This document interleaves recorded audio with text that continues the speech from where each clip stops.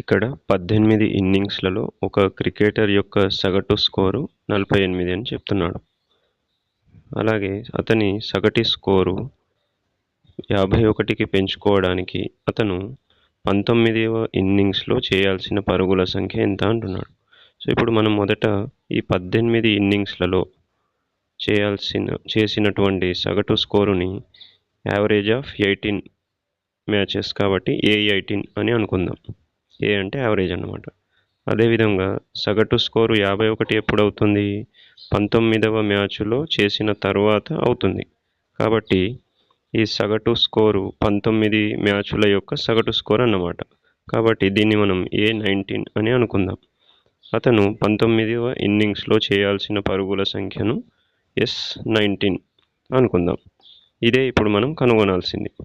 Okay, so ఇప్పుడు మనం ఏం చేయాలి?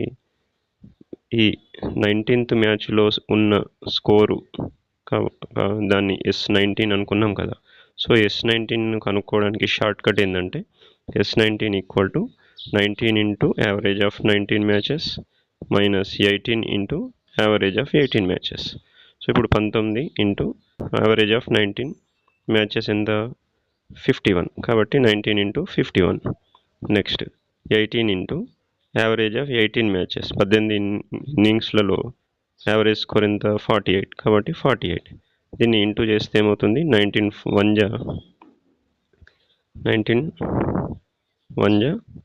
19 కాబట్టి 9 వస్తుంది, 1 క్యారీ.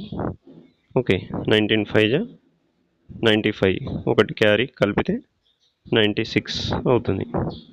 So 969 minus 18 8 144. సో 4 ఇక్కడ రాస్తాం. 18 4 72. ఇది ఆల్రెడీ పోయింది కదా, కాబట్టి 86. సో 864. ఈ రెండింటిని మైనస్ చేస్తే 105 వస్తుంది. కాబట్టి ఇది సరైన సమాధానం అవుతుంది.